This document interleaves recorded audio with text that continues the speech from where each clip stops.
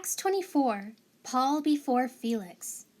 5 days later, the high priest Antonius came down from Jerusalem to Caesarea with some elders and an attorney named Tertullus acting as spokesman and counsel.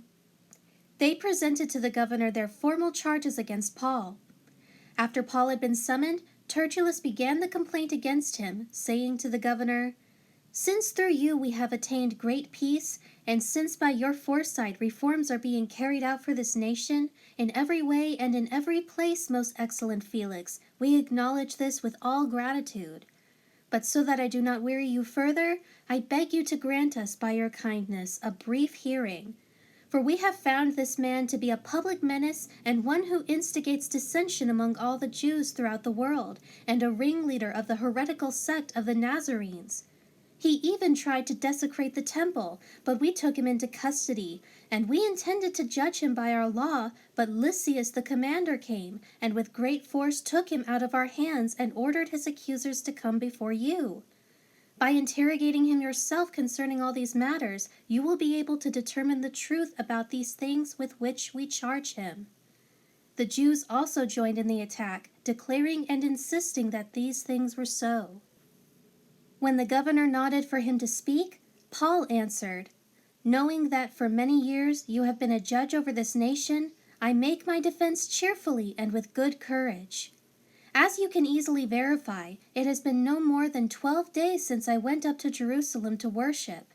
Neither in the temple, nor in the synagogues, nor elsewhere in the city did they find me carrying on a discussion or disputing with anybody or causing a crowd to gather. Nor can they present evidence to you to prove what they now bring against me. But I confess this to you, that according to the way which they call a divisive and heretical sect, I do worship and serve the God of our fathers, confidently believing everything that is in accordance with the law of Moses and that is written in the prophets, having the same hope in God which these men cherish themselves, that there shall certainly be a resurrection of the dead, both of the righteous and of the wicked. In view of this, I also do my best and strive always to have a clear conscience before God and before men. Now, after several years, I came to Jerusalem to bring to my people charitable contributions and offerings. They found me in the temple presenting these offerings after I had undergone the rites of purification, without any crowd or uproar. But there were some Jews from the west coast province of Asia Minor who ought to have been here before you to present their charges if they have anything against me.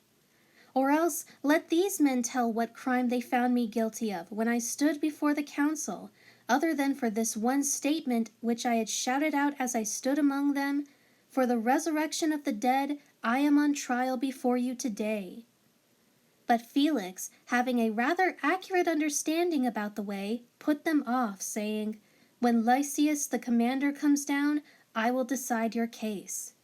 Then he ordered the centurion to keep Paul in custody, but to let him have some freedom, and he told the centurion not to stop any of his friends from providing for his needs. Several days later, Felix came with his wife Drusilla, who was a Jewess. He sent for Paul and listened to him talk about faith in Christ Jesus. But as he was discussing righteousness, self-control, honorable behavior, personal integrity, and the judgment to come, Felix became frightened and said, "Go away for now, and when I find a convenient time, I will send for you."